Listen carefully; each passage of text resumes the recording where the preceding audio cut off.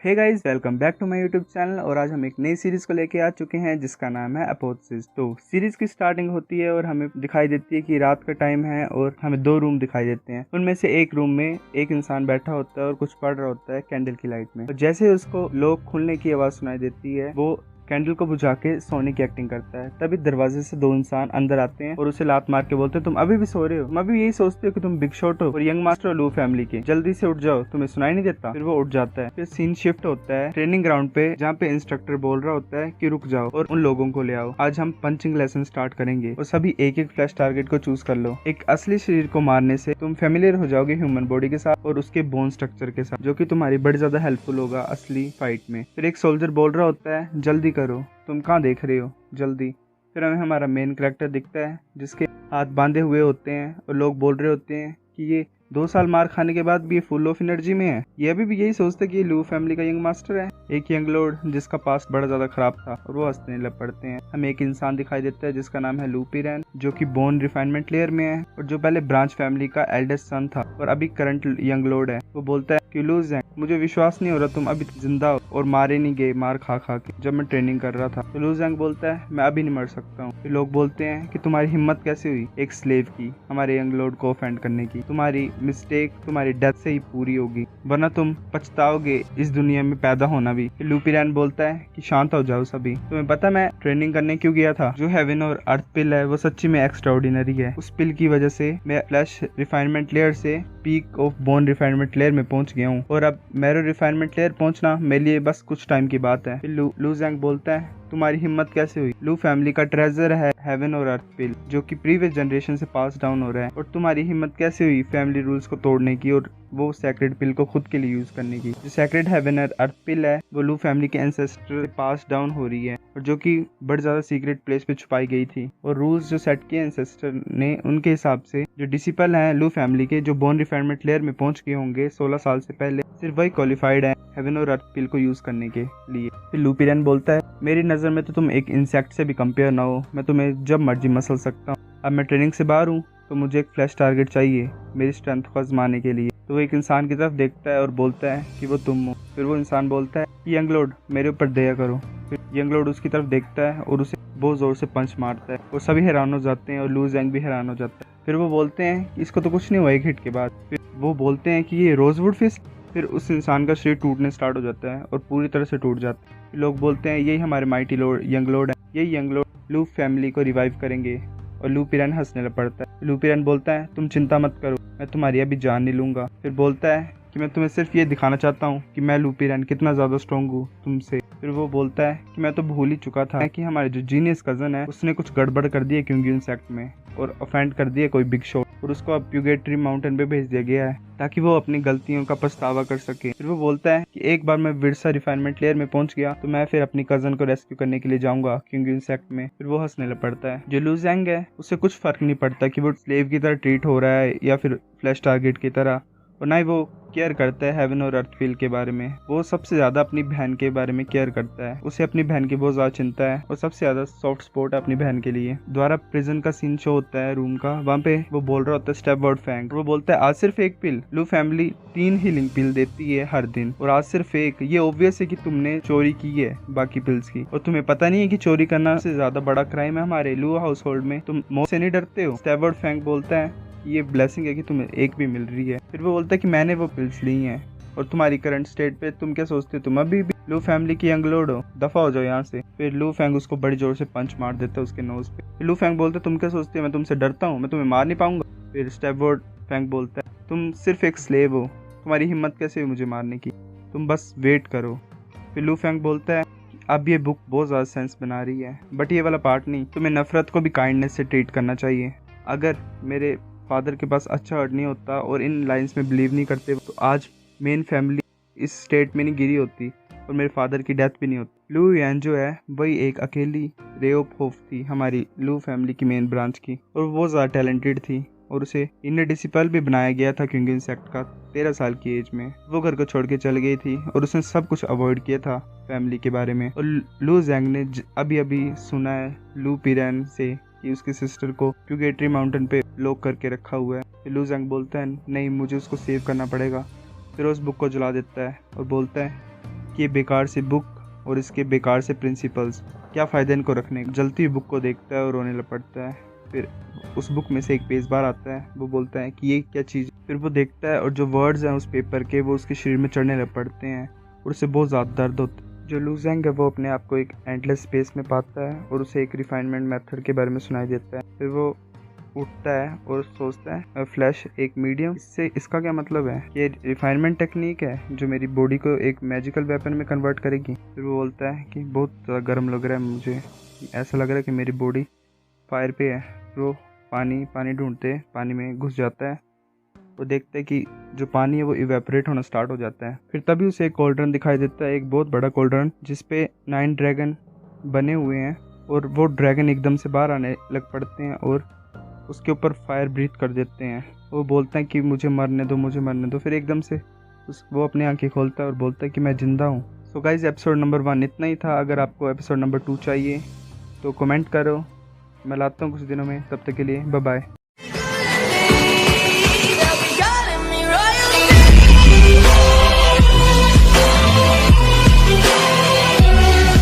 Hey guys, welcome back to my YouTube channel. और आज हम अपोजिट सीरीज को कंटिन्यू करने जा रहे हैं। तो चैप्टर नंबर 2 की स्टार्टिंग होती है। एक सोल्जर लू ज़ेंग को पंच मारता है और लू ज़ेंग नीचे गिर जाता है। वो बोल रहा होता है कि इस गाय की क्या प्रॉब्लम है, इसे तो मेरे अटैक से कोई फर्क नहीं पड़ रहा। लू ज़ेंग सोच रहा होता है ये तो बड़ा ज्यादा औसम है, मैं और ज्यादा एनर्जी फील कर पा रहा हूँ अपनी बॉडी में और स्ट्रेंथ को, और ज्यादा हीट मेरी बॉडी में सर्कुलेट हो रही है और ऐसा लग रहा है वो इंक्रीज होती जा रही है हर बार।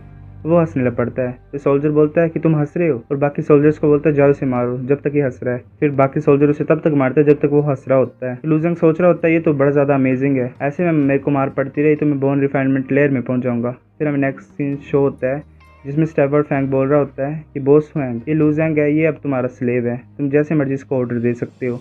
फिर बॉस फैंग बोलता है मैं सच में डिजर्व नहीं करता ये फॉर्च्यून को कि जो फॉर्मर लू फैमिली का यंग लॉर्ड है वो मुझे सर्व करे। स्टेवर्ड फैंग बोलता है कि तुम्हें चिंता नहीं करनी है बॉस फैंग, तुम लू फैमिली के मास्टर स्टीवर्ड हो, तुम्हें सिर्फ ऑर्डर करना है और हम स्लेव को प्रिपेयर करेंगे तुम्हारे लिए इमीडिएटली। फिर जो बॉस फैंग है वो बोलता है तुम खड़े क्यों, तुम्हें तो मेरे सामने झुकना चाहिए, मास्टर स्टीवर्ड हूँ, जल्दी करो झुको मेरे सामने। एक सोल्जर जो होता है वो उसे लात मार के झुकाने की कोशिश करता है। फिर बॉस फैंग बोलता है कि इसने ये मांगा ही है, इसे मार दो। फैंगी और फैंगकोंग, तुम्हारे पास इतनी हिम्मत कहाँ से आई, इतनी तो मेरे सेकंड अंकल में भी हिम्मत नहीं है कि वो मुझे ऐसा ट्रीट करें। फिर स्टेवर्ड फैंग आगे आके बोलता है तुम रिबेल करना चाहते हो, तुम्हें पता नहीं है क्लैन रूल्स के बारे में कि रिबेलियन जो है वो सिर्फ डेथ से पनिश होगी। लू ज़ेंग बोलता है कि एक तुम आउटसाइडर हो, तुम्हारी हिम्मत कैसे क्लैन रूल्स के बारे में बोलने की। जो स्टेवर्ड फैंग है वो बोलता है कि मैं तुम्हें अंडरस्टैंड कराऊंगा आज कि क्लैन रूल्स क्या होते हैं और उनका क्या मीनिंग होता है। लू ज़ेंग उसे बड़ी जोर से पंच मारता है और नीचे जाके गिरता है। फिर लू ज़ेंग बॉस फैंग के पास आने लगता है और बॉस फैंग बोलता है कि तुम क्या कर रहे हो, यंग मास्टर चैंगियन तो मैं नहीं छोड़ेंगे, तुम तो सिर्फ एक फ्लैश टारगेट हो। फिर हमें नेक्स्ट सीन में दिखाई देता है कि बॉस फैंग जो होता है वो बोल रहा होता है यंग मास्टर चैंगियन तुम्हें हमारे लिए खड़े होना पड़ेगा। फिर हमें दिखाई देता है कि बॉस फैंग को लू फैंग ने बड़ा ज्यादा मारा हुआ है, पूरा कवर है पट्टियों से। फिर जो यंग मास्टर चैंगियन है वो बोलता है कि सिर्फ एक और महीना लू फैमिली के ट्रेनिंग डे में मैं उसे बताऊंगा। फिर वो बोलता है कि मेरे को कोई जल्दी नहीं है, मैं उसे एक और महीना जीने दूंगा। फिर जो न्यूज है कि लू ज़ेंग ने मास्टर स्टीवर्ड को मारा है वो फैल जाती है और सभी लू ज़ेंग को अवॉइड करने लग पड़ते हैं। लू ज़ेंग बोलता है कि तुमने अब तक डिसाइड नहीं किया कि तुम्हारा फ्लैश टारगेट कौन होगा। वो डालोंग को बोलता है। फिर डालोंग बोलता है कि वो जो गाइज हैं वो मेरे हिट नहीं सहन कर पा रहे हैं। फिर लू ज़ेंग बोलता है तुम मुझे चूज कर लो, मैं तुम्हारा प्लेमेट बनूंगा। फिर डालोंग उसे बड़ी जोर से पंच मारता है, बोलता है ये ग्रेट होगा। फिर लू ज़ेंग बोलता है ये तो बड़ा ज्यादा वीक था और स्लो था, ये तो बड़ा ज्यादा इंटरेस्टिंग हो रहा है। फिर जब भी वो मार खाता है नीचे गिरता है तो लोग बड़ा ज्यादा चीयर करते हैं और वो फिर से खड़ा हो जाता है। फिर वो सोच रहा होता है कि जब भी मेरे को मार पड़ती है एक गर्म सा करंट मेरे शरीर में और इंटरनल ऑर्गन्स में फैलने लग पड़ता है और उसकी वजह से मेरे जो ऑर्गन्स है और शरीर है वो स्ट्रॉन्ग होता जा रहा है। फिर वो हमेशा से ट्रेन कर रहा होता है। ये रिफाइनमेंट टेक्निक उसे उस गोल्डन पेपर से मिली थी। वो डेली मार खाता है। फिर एक बार डालोंग उसे बड़ी जोर से पंच मारता है, बोलता है कि तुम ठीक हो। लू ज़ेंग बोलता है हाँ मैं ठीक हूँ, तुम मेरे को मारना स्टार्ट कर सकते हो दोबारा। फिर ऐसे ही हर दिन वो डेली मार खाता है, गिरता है, फिर से खड़ा होता है, फिर से ट्रेनिंग करता है, फिर से गिरता है। फिर एक दिन ऐसे ही वो ट्रेनिंग कर रहे होते हैं। फिर एक दिन ऐसे ही वो मार खा रहा होता है और डालोंग बोलता होता है कि मैं बड़ा ज्यादा टायर्ड फील कर रहा हूँ। लू ज़ेंग बोलता है नहीं हमें कंटिन्यू करना पड़ेगा। फिर डालोंग बोलता है सिर्फ एक महीना बचा हुआ है क्लैन ट्रेनिंग डे के लिए और तुमने क्या प्लान किया है। लू ज़ेंग बोलता है कि मैं क्या प्लान कर सकता हूँ, मैं तो सिर्फ एक फ्लैश टारगेट हूँ। जो डालोंग होता है वो बोलता है कि अब तुम एक्ट को ड्रॉप कर सकते हो, मुझे पता है तुम्हारे बारे में सारा। डालोंग बोलता है कि लू फैमिली के डिसिपल्स ट्रेनिंग डे के दिन अपनी स्ट्रेंथ को आजमाते हैं और जो फ्लैश टारगेट होते हैं वो अपनी फ्रीडम गेन कर सकते हैं अगर वो जीत जाएंगे तो। और ऐसी तुम्हारी स्ट्रेंथ है, तुम्हें लू फैमिली में कोई भी नहीं रोक सकता। लू ज़ेंग सोच रहा होता है अब इसे पता। डालोंग सोच रहा होता है मन ही मन में कि ये फ्रीडम चूज करेगा कि रिवेंज, मैं तो देखना चाहता हूँ। फिर ऐसे ही लू ज़ैंग कंटिन्यूसली ट्रेनिंग करता रहता है और वो अपनी रोजवुड फिस्ट को 7th रैंक तक मास्टर कर लेता है और अपनी फिजिकल बॉडी को ब्रेक थ्रू कर लेता है। फिर प्लान ट्रेनिंग डे के दिन फिर हमें आवाज सुनाई देती है लू ज़ैंग की थर्ड अंकल की, जिसका नाम है लू जुन यी, और जो ऑर्गन रिफाइनमेंट लेयर में है। वो बोलता है कि मैं सभी रिलेटिव्स को वेलकम करता हूँ जो इतनी दूर से आए हैं लू फैमिली के क्लैन ट्रेनिंग डे के दिन। इस दिन जो होते हैं, जो लू फैमिली के डिसिपल्स हैं, वो अपनी स्ट्रेंथ को दिखाते हैं और इसी दिन का मैं चांस लूंगा और एक बड़ी न्यूज को अनाउंस करूंगा सभी के सामने। जो मेरा गिफ्टेड नेफ्यू है लू फैमिली का यंग लॉर्ड, वो क्योंकिन सेक्ट में इनर डिसिपल बन गया है। ये न्यूज को सुन के सभी हैरान हो जाते हैं और वो थर्ड अंकल बोलता है कि आप लू फैमिली डिसिपल एक एक ओपोनेंट चूज कर लो। तो जो पहला इंसान होता है चूज करने वाला वो होता है एल्डर सन होता है थर्ड ब्रांच फैमिली का, जिसका नाम होता है लू चैंगयून। लू चैंगयून जो है वो बोन रिफाइनमेंट लेयर में और एल्डर सन है थर्ड ब्रांच का। वो लू ज़ैंग की तरफ देखता है और बोलता है कि मैं तुम्हें चूज करता हूँ, पर वो लू ज़ैंग को नहीं बोल रहा होता। वो लू ज़ैंग के पीछे एक बड़े इंसान को बोलता है। फिर वो बोलता है उसे कि मुझे अपनी पावर दिखाओ और दिखाओ तुम क्या कर सकते हो। फिर वो बड़ा सा आदमी बोलता है कि मैं फ्री हो जाऊंगा ना अगर मैं तुम्हें डिफीट कर दूंगा तो। चैंगयून बोलता है हाँ। तो बड़ा इंसान बोलता है हंसते हुए कि ये तो ठीक है। चैंगयून उसे एक ही सेकंड में हरा देता है और रेफरी अनाउंस कर देता है कि जो विनर है वो यंग मास्टर चैंगयून है। चैंगयून बोलता है कि अभी वेट करो, ये तो ऐसे प्रैक्टिस राउंड था और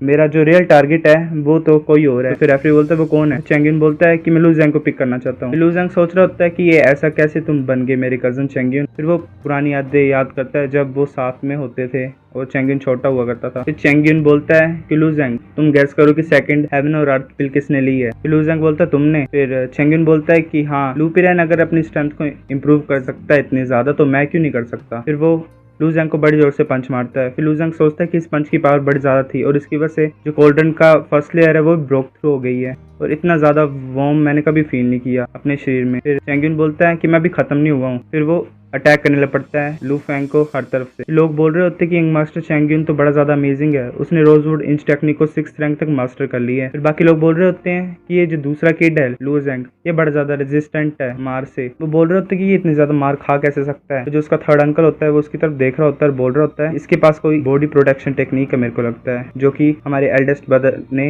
छुपा के रखी थी और लू ज़ैंग को दे दी जब वो मर गया। तो चैंगयून भी सोच रहा होता है ये कैसा राक्षस है, ये जिंदा कैसे इतनी ज्यादा मार खाने के बाद। वो सोच रहा होता है कि इसकी बॉडी बनी किस चीज से है। वो लू ज़ैंग की तरफ देखता है और सोचता है कि ये तुम्हारा कैसा एक्सप्रेशन है, तुम हंस रहे हो, मैं तुम्हें मार दूंगा। चैंगयून उसकी तरफ अटैक करने जाता है तो फिर लू ज़ैंग बोलता है तब से तुम ही अटैक कर रहे हो और एंजॉय कर रहे हो अपने आप को, अब ये मेरी बारी है। फिर लू ज़ैंग उसके ऊपर अटैक कर देता है। सभी हैरान हो जाते हैं, सोच रहे होते हैं कि चैंगयून कैसे हार गए लू ज़ैंग से, अभी क्या हुआ, ये तो इम्पॉसिबल है। फिर बोल रहे होते हैं कि ये बच्चा तो एक मॉन्स्टर है, इसके पास ऐसी स्ट्रेंथ कहां से आई और उसकी रोज इंच टेक्निक भी 7th रैंक तक पहुंच गई है और जो कि चैंगयून से ज्यादा स्ट्रॉन्गर है। फिर जो लू ज़ैंग का अंकल है वो जाता है आगे और बोलता चैंगयून मेरे बेटे तुम ठीक हो। जो लू फैमिली का एरोगेंट थर्ड यंग मास्टर था वो ऐसे क्रिपल हो जाता है लू ज़ैंग के द्वारा। फिर उसका थर्ड अंकल बोलता है कि तुमने ऐसा कैसे किया, मेरे बेटे को इंजर क्यों किया। लू ज़ैंग बोलता है कि थर्ड अंकल ग्रैंड रूल के अकॉर्डिंग मैं डेथ मैच को जीत गया हूँ, इसका मतलब मैं फ्लैश टारगेट नहीं हूँ और मैं लू फैमिली को लीव कर सकता हूँ। तो उसका थर्ड अंकल बोलता है तुम ऐसा सोच भी कह सकते कि मैं तुम्हें जिंदा जाने दूंगा यहाँ से, मैं ये बिलीव नहीं कर सकता तुम अपनी पावर को इतना ज्यादा इंप्रूव कर लोगे, तो तुम ये फैमिली छोड़ना चाहते हो, ऐसा तुम अपने सपने में भी नहीं सोच सकते।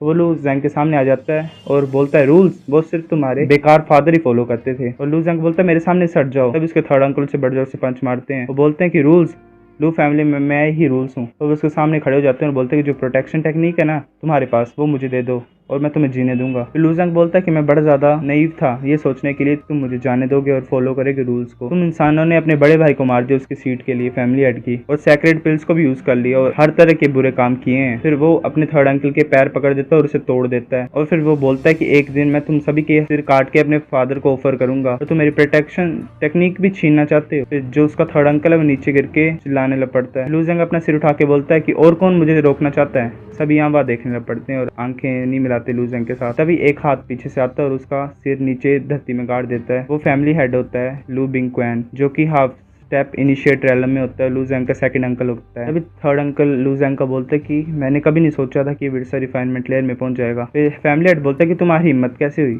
हमने तुम्हें छोड़ दिया था क्योंकि तुम हमारे रिलेटिव थे, पर तुमने इसको रिपे कैसे किया अपने थर्ड अंकल को इंजर करके, और लू फैमिली से भागने लगे थे तुम्हें अगर डेथ चाहिए तो मैं तुम्हें दे दूंगा। वो जिसका थर्ड अंकल होता है वो बोलता है कि सेकंड ब्रदर अब इसको मत मारो। फिर जो फैमिली हेड होता है बोलता है क्यों नहीं। तो लू ज़ैंग का थर्ड अंकल बोलता है कि इसके पास कुछ इनक्रेडिबल है जिसकी वजह से उसकी बॉडी इतनी ज़्यादा स्ट्रॉन्ग हो गई है और उसकी कल्टीवेशन स्पीड भी इतनी ज़्यादा हो गई है, क्योंकि पीरैन और चैंग्यून दोनों ने हेवन और अर्थ पे ली थी। फिर फैमिली हेड बोलता है कि बताओ क्या सीक्रेट है तुम्हारा और तुम्हारे साथ क्या हुआ था। तभी एक ब्लैक कलर की बॉल आसमान से आती है और लू ज़ैंग की तरफ बढ़ती है और लू ज़ैंग को पकड़ लेती है। फैमिली हेड बोलता है कि तुम जा रहे हो, ऐसा मैं नहीं होने दूंगा। तभी बॉल में से एक हाथ बाहर निकलता है और फैमिली हेड के हाथ से टकराता है और फैमिली हेड पीछे की तरफ हो जाता है।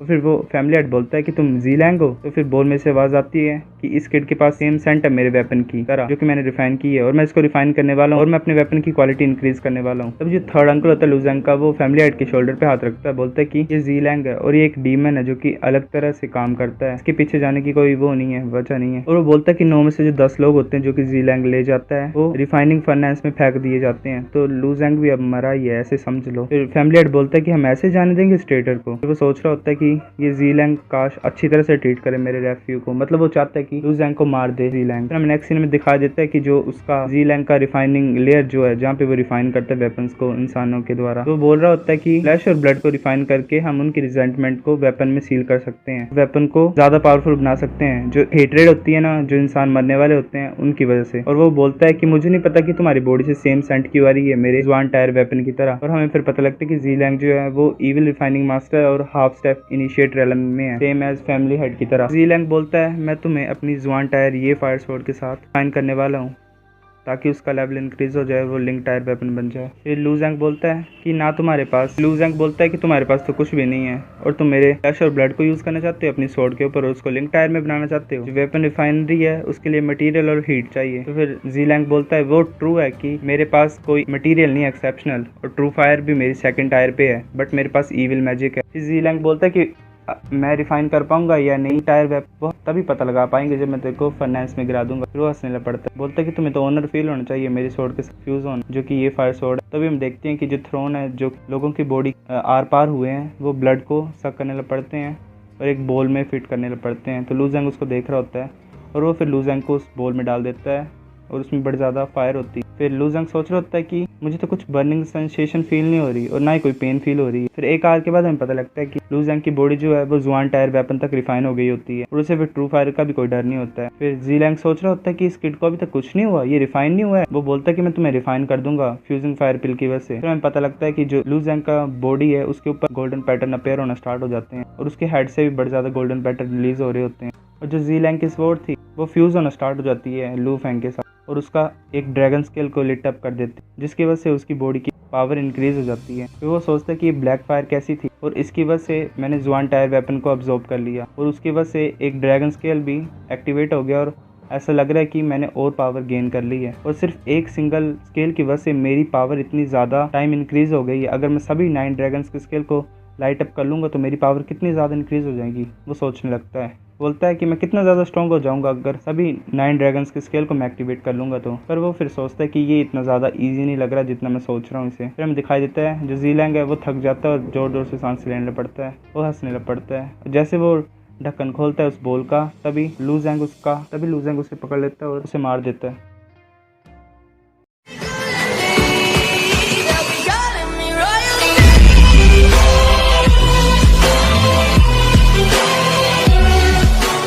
Hey guys, welcome back to my YouTube channel. तो आज हम बहुत सी सीरीज को दोबारा स्टार्ट करने जा रहे हैं। तो चैप्टर नंबर 3 की एक्सप्लेनेशन लेके मैं आ चुका हूं। तो चैप्टर नंबर 3 की स्टार्टिंग में होता है, हमें दिखाई देता है लू ज़ैंग एक फॉरेस्ट में खड़ा होता है और वो सोच रहा होता है कि मैंने ये एक्सेप्ट नहीं किया था कि जो ज़ीलैंग है उसके पास इतना ज़्यादा ट्रेजर होगा। वो फिर देखता है ज़ीलैंग की बॉडी की तरफ जो कि पड़ी होती है ऐसी। हमें पता लगता है कि ज़ीलैंग मर चुका है।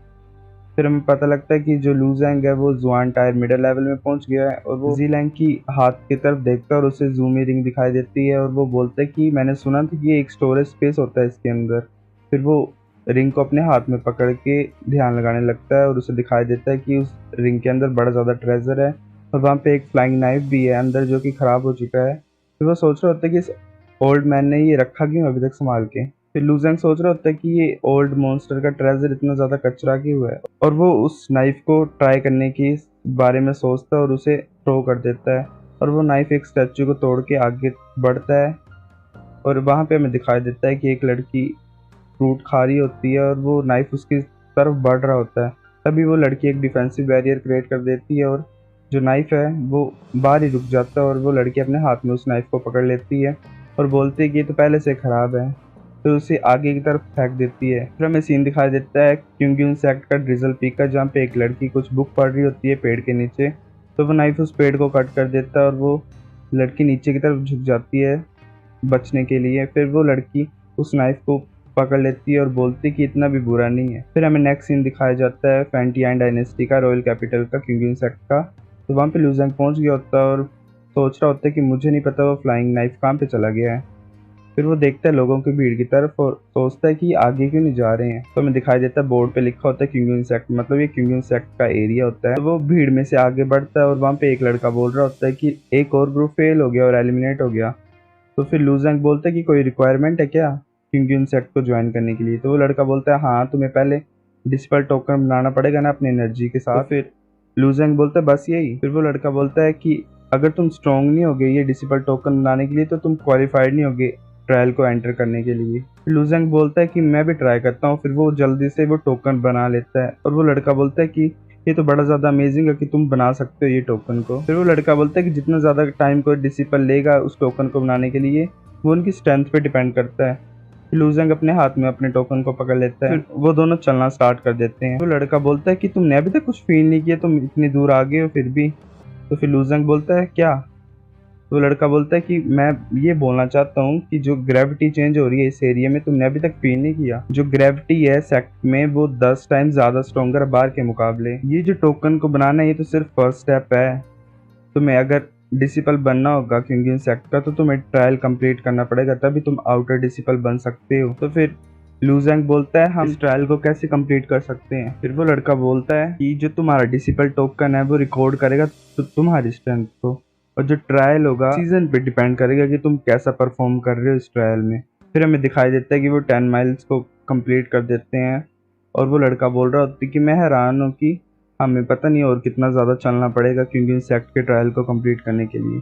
तो लू ज़ैंग बोलता है कि मुझे किसी भी हालत में ये ट्रायल पास करना ही होगा।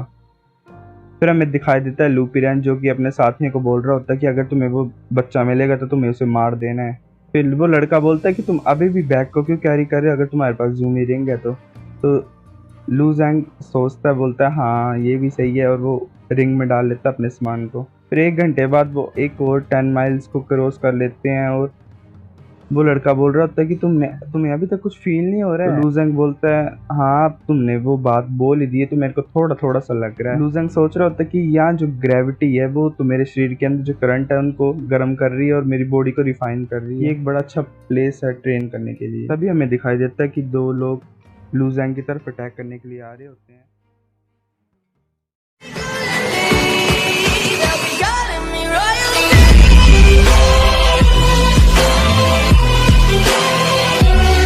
हे guys, welcome back to my YouTube channel. तो आज हम अबाउट दिस सीरीज को कंटिन्यू करने जा रहे हैं। अगर आपने चैप्टर नंबर 1, 2 और 3 की वीडियो नहीं देखी तो आप देख सकते हो, वो असेंशन टू गॉडहुड नाम की प्लेलिस्ट में है। तो चैप्टर नंबर 4 की स्टार्टिंग होती है। जैसे कि हमें चैप्टर नंबर 3 की लास्ट में पता लगा था कि लू ज़ैंग के ऊपर 2 बंदे अटैक करने के लिए आ रहे होते हैं। तो लू ज़ैंग तो उस अटैक को डोज कर लेता है, पर उसका दोस्त इतना ज्यादा लकी नहीं होता है और वो इंसान उसे पीछे मारता है, वो नीचे गिर जाता है और उसका डिसिपल टोकन उस इंसान के पैरों के पास आ जाता है और वो उसके ऊपर पैर रखने वाला होता है टोकन के ऊपर, और बोल रहा होता है कि अगर तुम्हारा डिसिपल टोकन टूट जाएगा तो तुम एलिमिनेट हो जाओगे। बच्चे, तुम्हारे लिए बहुत बुरा कि तुम इसके साथ हो। तो ये बात सुन के सभी उसके साथ ही हंसने लग पड़ते हैं। तो लू ज़ैंग दौड़ के उसे खींच के लात मारता है गर्दन के पास और वो पीछे जाके गिरता है और टोकन को उठा के अपने हाथ में पकड़ लेता है। तो इस सब को एक लड़की देख रही होती है। वो बोल रही होती है कि ये इतना ज्यादा फास्ट कैसे है जब ग्रेविटी 20 टाइम ज्यादा फिर भी। फिर उसके बाद एक और इंसान लू ज़ैंग की तरफ अटैक करने के लिए आ रहा होता है, पर लू ज़ैंग उसे बड़ी आसानी से डोज कर लेता है और अपनी लात से उसे गिरा देता है नीचे। तो हमें पता लगता है जो लड़की वो देख रही होती थी सब कुछ एक टोकन जैसी चीज से,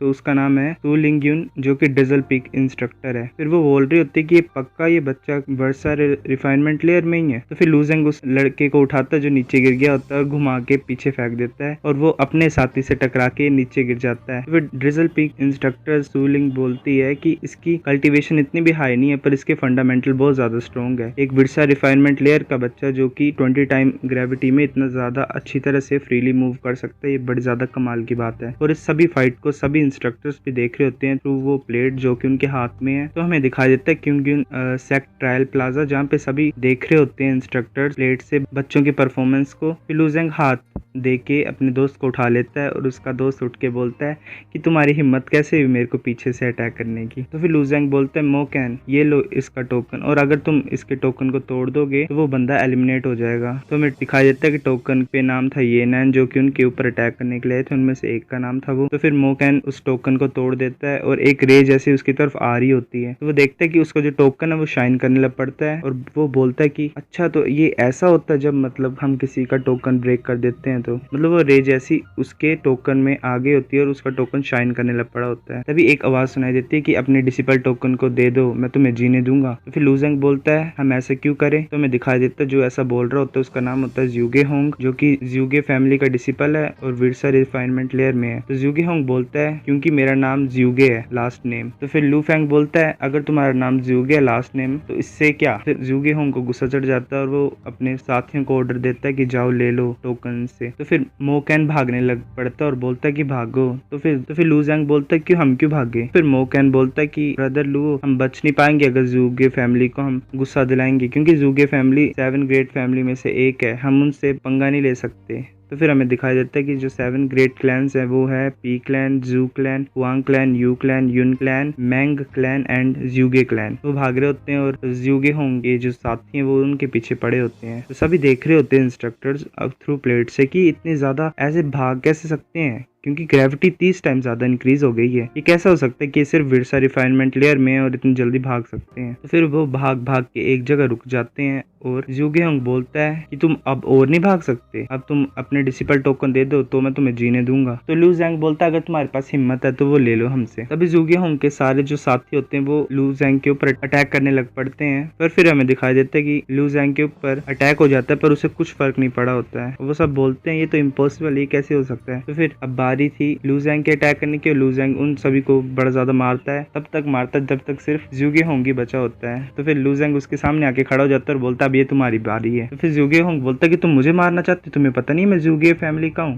तो फिर लू जेंग बोलता है मुझे ये जानने की जरूरत नहीं है कि तुम कौन हो, और उसे बड़े जोर से पंच मारता है और वो उड़ के पीछे गिरता है और एक पत्थर जैसे से टकराता है। और फिर हमें दिखाई देता है कि लू जेंग के ऊपर कोई अटैक करने लगा होता है ब्लड ब्रस्ट 9 मूव नाम का। तभी जो ब्लड जैसा कुछ होता है वो एक स्पेयर की शेप ले लेता है या एरो की शेप ले लेता है और लू जेंग की तरफ बढ़ने लग पड़ता है, पर लू जेंग उसे डोज कर लेता है। लू जेंग को एक आवाज सुनाई देती है अच्छे रिफ्लेक्स है तुम्हारे, अब मेरे ब्लड लाइन असोल्ट मूव से बच के बताओ। तभी हमें दिखाई देता है जो ब्लड जैसा होता है वो एक लॉइन की शेप ले लेता है और लू जेंग की तरफ बढ़ने लग पड़ता है। इस सभी को इंस्ट्रक्टर देख रहे होते हैं और बोलते हैं कि ये अटैक तो इनिशिएट सोल रेलम का कोई बंदा ही कर सकता है, और इस सभी के बारे में बातचीत कर रहे होते हैं। तो एक बूढ़ा व्यक्ति होता है वो बोल रहा होता है कि ये मूव तो फिर हमें पता लगता है कि जो इंसान है उनके 5 रेलम होते हैं फिजिकल बॉडी के ब्रेक थ्रू करने के लिए, जो होते हैं स्किन, फ्लैश, बोन, विर्सा और मैरो। फिर उसके बाद जो हायर रेलम अटेन करता है कोई इंसान तो वो होता है हाफ स्टेप इनिशिएट रेलम, और जो बंदे हाफ स्टेप इनिशिएट रेलम में पहुंच जाते हैं उनको इनिशिएट सोल भी बोलते हैं। तब हमें दिखाई देता है कि लू जेंग के ऊपर वो ब्लड लाइन अटैक कर रहा होता है और वो लू जेंग बड़ी मुश्किल से डोज कर रहा होता है। फिर आवाज सुनाई देती है हमें फिर से कि तुम बड़ी जल्दी भागते हो, देखता हूँ मैं कब तक तुम डोज कर पाते हो। फिर एक इंस्ट्रक्टर इस चीज को देख के बोल रहा होता है कि इनिशिएट सोल के अटैक्स को भी ये बच्चा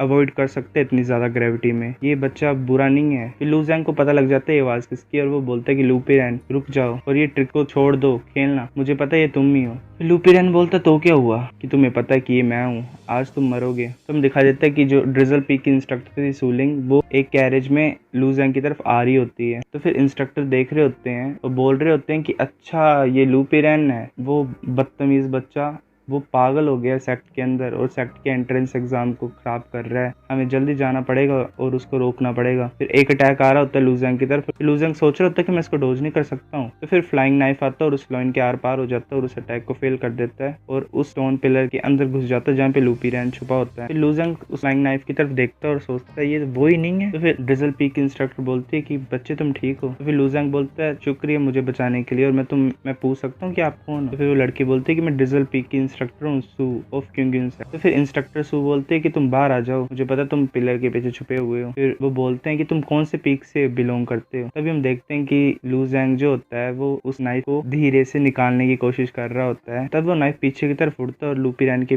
बिल्कुल गाल के पास से निकलता है। और इंस्ट्रक्टर सू हमें दिखाई देता है कि जो इंस्ट्रक्टर सू है उसने थ्रेड से बांधा हुआ होता है नाइफ को। इंस्ट्रक्टर सू बोलती है कि तुम एक इनर डिसिपल और तुम्हें पता होना चाहिए रूल्स का सेक्ट के, तुम ऐसा कैसे कर सकते हो। लू ज़ैंग अगर डिसिपल नहीं भी है क्योंकि सेक्ट का, पर तुम्हें अटैक नहीं करना चाहिए था इसके ऊपर, वो भी सेक्ट एंट्रेंस एग्जाम के दिन। तो फिर वो ओल्ड मैन आ जाता है और बोलता है इंस्ट्रक्टर सू ये जो रिबेल है लूपीरैन ये मेरे स्काई वन पीक का है, तुम इसे मुझ पे छोड़ दो। फिर हमें दिखाई देता है कि 4 इंस्ट्रक्टर लूपीरैन को चारों तरफ से घेर लेते हैं और वो ओल्ड मैन बोलता है कि तुमने एंट्रेंस एग्जाम को खराब किया है, 1000 पॉइंट तुम्हारे टोटल पॉइंट से माइनस कर दिए जाएंगे और तुम्हें दीवार के पास खड़ा होना पड़ेगा 3 मंथ के लिए अपनी गलतियों को सुधारने के लिए। तो फिर लूपीरैन बड़ा ज्यादा हैरान हो जाता है और बोलता है 1000 पॉइंट। फिर हमें पता लगता है कि जो क्योंगिन सेक्ट है उसमें पॉइंट्स को अर्न करना पड़ता है मिशंस करके, और 1 पॉइंट जो है उसको हम एक्सचेंज कर सकते हैं 2 स्क्वायर क्रिस्टल्स के लिए। जो स्क्वायर क्रिस्टल्स हैं उसके अंदर प्योर एनर्जी होती है और वो बहुत ज्यादा इंपॉर्टेंट होती है इनिशिएट रेलम में यूज करने के लिए। फिर वो जो होती है वो करेंसी बन गई होती है वर्ल्ड्स ऑफ कल्टीवेटर के लिए। जो 1000 पॉइंट्स है वो कोई छोटी रकम नहीं है। लूपीरैन नखरे कर रहा होता है तब वो ओल्ड मैन बोलता है कि तुम और पॉइंट्स लूज करना चाहते हो, अगर तुम जाओगे नहीं तो तुम और पॉइंट्स लूज कर दोगे। तो फिर हमें दिखा देता है कि लूपीरैन भाग जाता है। इंस्ट्रक्टर सू बोल रही होती है कि मुझे कुछ फर्क नहीं पड़ता तुम्हारे डिसिपल से, मैं सिर्फ इसी बंदे में इंटरेस्टेड हूँ। सब लू ज़ैंग की तरफ देख रहे होते हैं। फिर लू ज़ैंग बोल रहा होता है कि वही ब्रोकन नाइफ है, इसने ये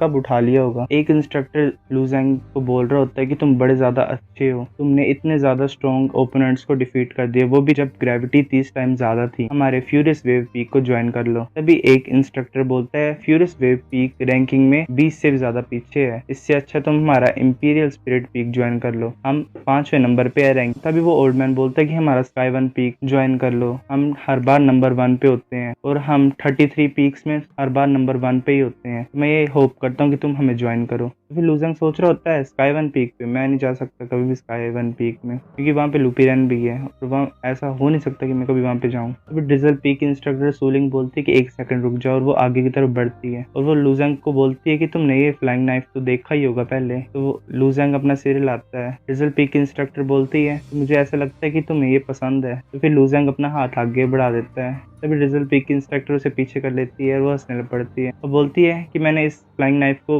बाय चांस फाइंड कर लिया था। फिर वो बोलती है कि तुम्हारा है। तो लू ज़ैंग बड़े प्यार से बोलता है हाँ इंस्ट्रक्टर सू ये मेरा ब्रोकन नाइफ है। इंस्ट्रक्टर सू बोलती है पर ये अब मेरा है। तो लू ज़ैंग डिप्रेस हो जाता है। इंस्ट्रक्टर सू बोलती है ये चाहे फ्लाइंग नाइफ टूटा भी होगा फिर भी ये बड़ा ज्यादा पावरफुल ट्रेजर है, अगर तुम्हें चाहिए तो मैं ये तुम्हें दे सकती हूँ। तो सभी इंस्ट्रक्टर बात कर रहे होते हैं कि ये कैसा ट्रेजर है। एक इंस्ट्रक्टर बोल रहा होता है कि ये ऐसा नहीं लग रहा है कि जुआन टायर है। तो दूसरा बोलता है कि ये क्या लिंक टायर है, जुआन टायर। फिर वो सोचने लग पड़ते हैं। फिर हमें पता लगता है जो वेपन है इस दुनिया में वो कैटेगराइज किए गए हैं जुआन, लिंग, जियान, शेंग, चैन, जीजुन, चैन टायर में, और उनके जो ग्रेड्स हैं वो होते हैं लोअर, मिडल और अपर। और हमें पता लगता है कि जो लू ज़ैंग की बॉडी है वो रिफाइन हुई है जुआन टायर मिडल ग्रेड में। अभी भी जुआन टायर से लिंक टायर बनने के लिए एक अपर ग्रेड है बीच में। तो फिर इंस्ट्रक्टर सू की बातें सुन के लू ज़ैंग जो होता है वो थोड़ा सा डिप्रेस हो जाता है और वो सोच रहा होता है कि ये तो मेरा ही है स्टार्टिंग से, वो मेरे को कैसे थ्रेटन कर सकती है मेरे नाइफ। तो फिर इंस्ट्रक्टर बोलती है कि तुम मेरे ड्रिजल पीक को ज्वाइन कर लोगे तो मैं वो तुम्हें दे दूंगी। फिर बाकी इंस्ट्रक्टर बोलते हैं कि इंस्ट्रक्टर सू तुम ऐसा नहीं कर सकते, पिछली बार भी 2 बड़े ज्यादा आउटस्टैंडिंग डिसिपल थे और उससे पिछली बार भी तुम हर बार ले जाती हो आउटस्टैंडिंग डिसिपल्स को, तुम्हें हमारे लिए भी कुछ स्टूडेंट छोड़ने पड़ेंगे। बाकी इंस्ट्रक्टर्स भी बोलते हैं कि हाँ ये बात तो ठीक है। वो ओल्ड मैन बोलता है और ये भी है कि तुम्हारा जो ड्रिजल पीक है वो हर बार लास्ट रैंक पे होता है। तो फिर ड्रिजल पीक की इंस्ट्रक्टर सू गुस्सा हो जाती है और अपना ऑरा रिलीज करती है। तभी बाकी सब इंस्ट्रक्टर डर जाते हैं और पीछे हो जाते हैं। तो फिर इंस्ट्रक्टर सू बोलती है कि तुम्हें पहले से पता है कि ब्रोकन नाइफ कितना ज्यादा पावरफुल है और ये जो कॉपर रिंग है ये इसे वापस बुलाने के लिए यूज होगी। फिर इंस्ट्रक्टर सू बोलती है कि तुम ज्वाइन करना चाहते हो तो इसे ले सकते हो। तो फिर लू ज़ैंग उसे ले लेता है नाइफ को और बोलता है कि मैं इतने अच्छे ऑफर को कैसे रिफ्यूज कर सकता हूँ और तुमने मुझे नाइफ पहले से दे दिया है। फिर बाकी इंस्ट्रक्टर बोलते हैं कि तुम ऐसे ही कैसे हाँ कर सकते हो इसे। लू ज़ैंग बोलता है मुझे माफ कर दो इंस्ट्रक्टर। तो फिर हमें दिखाई देता है कि मोकैन सभी को धक्का मार के आगे की तरफ आ रहा होता है और वो बोलता है कि रुक जाओ। बोलता है भाई लुओ, क्या मैं भी तुम्हारे साथ आ सकता हूँ? तो लूजेंग बोलता है इंस्ट्रक्टर सू, ये भी आ सकता है क्या? तो फिर इंस्ट्रक्टर सू बोलती है हाँ ऑफ कोर्स, स्माइल करके। बाकी इंस्ट्रक्टर बात कर रहे होते कि लूजेंग ने चलो पीके ज्वाइन कर लिया है, पर हमें बाकी आउटस्टैंडिंग डिसिपल देखने पड़ेंगे। हाँ अभी भी डिसिपल ट्रायल रुका नहीं है। फिर वो ओल्ड इंस्ट्रक्टर बोल रहा होता है कि अब इंस्ट्रक्टर्स जो है वो अपने डिसिपल्स को स्काई बुक पेविलियन में लेके जाएंगे ताकि वो अपनी स्किल्स को चूज कर सकें। तो लूजेंग बोलता है स्काई बुक पेविलियन? तो फिर इंस्ट्रक्टर सू बोलती है कि जो हर एक आउटर डिसिपल होता है उनके पास एक फ्री एंट्री होती है स्काई बुक पेविलियन के लिए, जिसमें वो एक स्किल चूज कर सकते हैं। तो फिर लूजेंग बोलता है कि इसके लिए क्या पैसा लगेगा? तो फिर जूलिंग बोलती है ये इतना ज्यादा इजी नहीं है क्योंकि सेक्ट के डिसिपल्स के लिए स्काई बुक पेविलियन को एंटर करने के लिए तुम्हें 100 पॉइंट खर्च करने पड़ेंगे हर बार एंटर करने के लिए स्काई बुक पेविलियन में, और जो मार्केट प्राइस है उसका वो है 200 स्क्वायर क्रिस्टल। तो तुम्हें इस अपॉर्चुनिटी को मिस नहीं करना चाहिए। फिर इंस्ट्रक्टर बोलती है कि तुम्हारा स्वागत है ड्रिजल पीक में लूजेंग। तो लूजेंग बोलता है शुक्रिया इंस्ट्रक्टर सू। तो चैप्टर नंबर 4 के लिए इतने। अगर वीडियो पसंद आई हो तो लाइक करो, नहीं आई है तो भी लाइक कर दो, शेयर करो अपने दोस्तों के साथ। और बाकी के चैप्टर तुमने देखने हैं, नहीं देखे हैं, चैप्टर 1, 2 और 3 तुम उसको देख सकते हो प्लेलिस्ट में असेंशन टू गॉडहुड नाम की। हाँ और कमेंट करो तुम्हें अगला चैप्टर चाहिए कि नहीं। तब तक के लिए बाय बाय।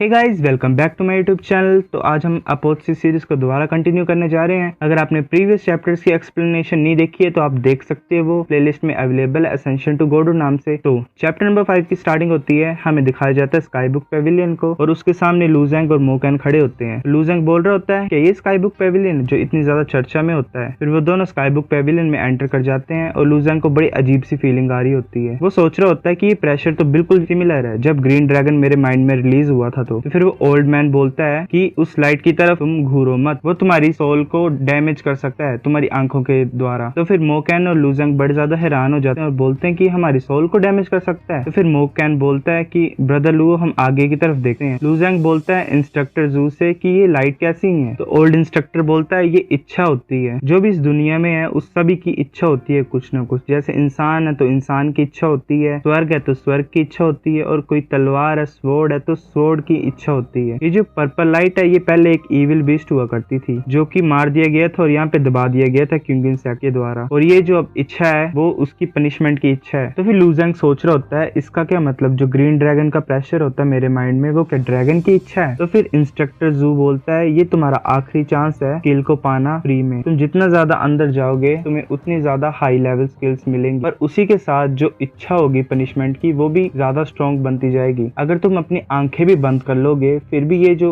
इच्छा है ये तुम्हारी सोल को डैमेज कर लेगी। तुम जितनी आगे जाना चाहते हो जाओ, पर इतना भी अपने आप को फोर्स मत करना कि तुम्हें बाद में पछताना पड़े। लूजेंग और मोकैन इस चीज को बड़े ध्यान से सुन रहे होते हैं और फिर वो फर्स्ट फ्लोर पे जाते हैं स्काई बुक पेविलियन की और वहाँ पे बुक्स को देखने पड़ते हैं। तो फिर लूजेंग बोल रहा होता है कि ये सभी हुआंग टायर स्किल्स हैं, ये वेस्ट हैं, हम आगे जाके देखते हैं। फिर लूजेंग बुक्स की तरफ देख रहा होता है और बोल रहा होता है कि जो हुआंग टायर स्किल्स होती हैं वो तो मार्केट में भी अवेलेबल होती हैं, तो वो इतनी ज्यादा कुछ खास नहीं होती हैं। फिर वो मोकैन की तरफ देख रहा होता है कि ये किसी काम का नहीं है, क्योंकि मोकैन बोल रहा होता है कि भाई लुओ इन सभी स्किल्स की तरफ तो देखो। फिर लूजेंग आगे की तरफ बढ़ता रहता है यहाँ वहाँ देख के, और वो देख रहा होता है कि वहाँ पे जो बाकी डिसिपल्स हैं उन सभी को सिर में दर्द हो रही होती है और वो चिल्ला रहे होते हैं जोर जोर से। कुछ डिसिपल्स तो ऐसे भी होते हैं जिनको इतनी ज्यादा दर्द हो रही होती है कि वो बेहोश हो जाते हैं वहीं पे। तो फिर लूजेंग बोलता है मुझे किसी भी कारण यहाँ पे टिकना पड़ेगा ताकि मैं लू युआन को सेव कर सकूं, जो कि उसकी सिस्टर थी। फिर लूजेंग देख रहा होता है डिसिपल को कि एक डिसिपल एक पिल को खा रहा होता है। फिर लूजेंग सोच रहा होता है कि डिसिपल पक्का बड़े ज्यादा रिच है, क्योंकि जो सोल इन्फोर्सिंग पिल है वो बहुत ज्यादा एक्सपेंसिव होती है जो कि सोल को स्ट्रॉन्ग बनाती है कुछ टाइम के लिए। फिर हमें बताया जाता है कि स्काई बुक पेविलियन में 4 तरह की स्किल्स के टायर होते हैं। एक होता है हुआंग, जुआन, डाई और टियान। जो हुआंग होती हैं स्किल्स वो सबसे ज्यादा पाई जाती हैं, और जो जुआन टायर होता है वो रेयर होती हैं और मोल फैमिलीज में पास डाउन की जाती हैं एंसेस्टर्स से। जो डाई टायर स्किल्स होती हैं वो तो प्रीशियस ट्रेजर की तरह ट्रीट ट्रीट की जाती हैं। लूजेंग रुक नहीं रहा होता और आगे की तरफ बढ़ता जा रहा होता है। तभी एक डिसिपल बोलता है कि तुम क्या मरना चाहते हो? जो होल है जिसमें टियान टायर स्किल्स होती हैं उस पे बड़ा ज्यादा खतरनाक इंटेंट होता है पनिशमेंट का, तुम झेल नहीं पाओगे। लूजेंग बोलता है मुझे पता है और मैं फिर भी ट्राई करना चाहता हूँ। तो फिर वो डिसिपल बोलता है मरने दो इसे, मैंने इसकी तरह बड़े ज्यादा बच्चे देखे हैं और र्यूमर्स ऐसे भी फैले हुए हैं कि जो पनिशिंग इच्छा जो है, जो पनिशमेंट के इंटेंट होता है वो सॉलिड फॉर्म लेता है और बंदों को मार देता है और कोई ट्रेस भी नहीं छूटता पीछे। टियान टायर होल में जाने के लिए डिवाइन सोल चाहिए होती है वरना तुम मारे जाओगे। लूजेंग इस सभी को सुन नहीं रहा होता और वो टियान टायर होल में एंटर कर जाता है। वहाँ पे हमें उस इविल बीस्ट की इच्छा को दिखाया जा रहा होता है पर्पल कलर की स्मोक में। वो लूजेंग के पास आती है और लूजेंग को बड़ी ज्यादा दर्द होती है। लूजेंग चिल्लाने लग पड़ता है बड़ी जोर से। लूजेंग सोच रहा होता है कि ये पेन तो कुछ भी नहीं है, मैं बस ऐसा प्रिटेंड करूंगा कि मेरी सोल को स्ट्रॉन्ग बना रहा है। फिर लूजेंग उस पेन को प्रेसिस्ट करने लग पड़ता है और वो आगे बढ़ने लग पड़ता है और उसे एक कॉफिन जैसा दिखाया जाता है जिसमें एक स्टोन की स्लैब होती है। उस स्लैब में से पर्पल कलर की स्मोक बाहर आ रही होती है और वो स्मोक एक डीमन के शेप ले लेती है। तो फिर लूजेंग बोलता है कि मुझे लगता है कि ये वही डीमन बीस्ट की ग्रेव है जिसको क्यूंगिन सेक्ट में मार के दबा दिया गया था। लूजेंग सोच रहा होता है कि इसका मतलब ये जो डीमन है उसकी आत्मा एक बीस्ट की है। लूजेंग सोच रहा होता है कि पनिश करने वाला बीस्ट इतनी आसानी से हार नहीं मारना चाहता क्योंकि अभी भी कॉन्शियस है इतने टाइम के बाद भी जब वो मर चुका था और ये इतना ज्यादा इंटेंट रिलीज कर रहा है। तो बड़ी ज्यादा हैरानी की बात है कि इस बीस्ट को किसने मारा था। लूजेंग पीछे देखता है तो वहां पे छोटी छोटी पर्पल कलर की सोल्स होती हैं, वो भी लूजेंग की तरफ अटैक कर रही होती है पीछे से और आगे की तरफ से बीस्ट अटैक कर रहा होता है। तो वो पर्पल कलर का ओरा लूजेंग को पीछे की तरफ पुश कर रहा होता है पर लूजेंग आगे की तरफ बढ़ रहा होता है बीस्ट की तरफ। तो फिर लूजेंग के माइंड में वो ड्रैगन रिलीज हो जाता है कोल्ड्रन से और जो वो पर्पल कलर की स्पिरिट्स होती हैं वो पीछे भागने लग पड़ती हैं। तो फिर वो इविल बीस्ट भी अलर्ट हो जाता है और लूजेंग हंसने लग पड़ता है और लूजेंग आगे बढ़ रहा होता है तो वो इविल बीस्ट पीछे हट रहा होता है। फिर वो इविल बीस्ट डर के मारे अपनी कॉफिन में वापस चला जाता है। फिर लूजेंग स्किल्स की तरफ देखने लग पड़ता है और उसे एक स्किल दिखाई देती है जिसका नाम होता है स्काई डेविल डिवाइन फिस्ट और वो उसे उठा के पढ़ने लग पड़ता है। तो हमें पता लगता है कि जो स्काई डेविल डिवाइन फिस्ट होती है वो एक फिजिकल स्किल होती है जो कि डीमंस के लिए स्पेशलाइज होती है ज्यादातर। तब लूजेंग उस स्किल को अपने पास रख के वापस जाने लग पड़ता है। तभी उसे एक ओल्ड मैन दिखाई देता है जो कि एकदम से अपीयर हो जाता है और बोलता है कि sky devil divine fist powerful तो है पर उसके लिए एक बड़ी ज्यादा स्ट्रॉन्ग बॉडी चाहिए होती है और वो बहुत ज्यादा हार्ड है लर्न करने के लिए। और अगर तुम इस प्लेस पे पहुंच सकते हो तो ये प्रूव करता है कि तुम्हारी जो सोल है वो बहुत ज्यादा स्ट्रॉन्गर है आम इंसान से। और अगर तुम्हारी सोल स्ट्रॉन्ग है तो तुम्हें टियान टायर स्किल्स को लर्न करना चाहिए जो कि माइंड से रिलेटेड है और सोल से रिलेटेड है, जैसे डार्क मेडिटेशन या ब्लड डेविल किल। तुमने ये वाली इतनी डिफिकल्ट स्किल को क्यों चूज की है जैसे स्काई डेविल डिवाइन फिस्ट। फिर लूजेंग बोलता है कि ये टेक्निक इतनी ज्यादा छुपा के रखी हुई है टॉम के पास तो ये बड़ी ज्यादा स्ट्रॉन्ग होगी बाकी टियान टायर स्किल्स से। तो फिर ओल्ड मैन बोलता है ये तो सच्ची बात है, ये जो दो टेक्निक्स थी टॉम के पास छुपा के रखी हुई ये सबसे ज्यादा स्ट्रॉन्ग है बाकी टियान टायर स्किल से। पर जो इम्पोर्टेंट बात ये है कि ऐसी स्किल चूज करो जो तुम्हें सूट करती है। फिर लूजेंग बोलता है कि बाकी टियान टायर स्किल से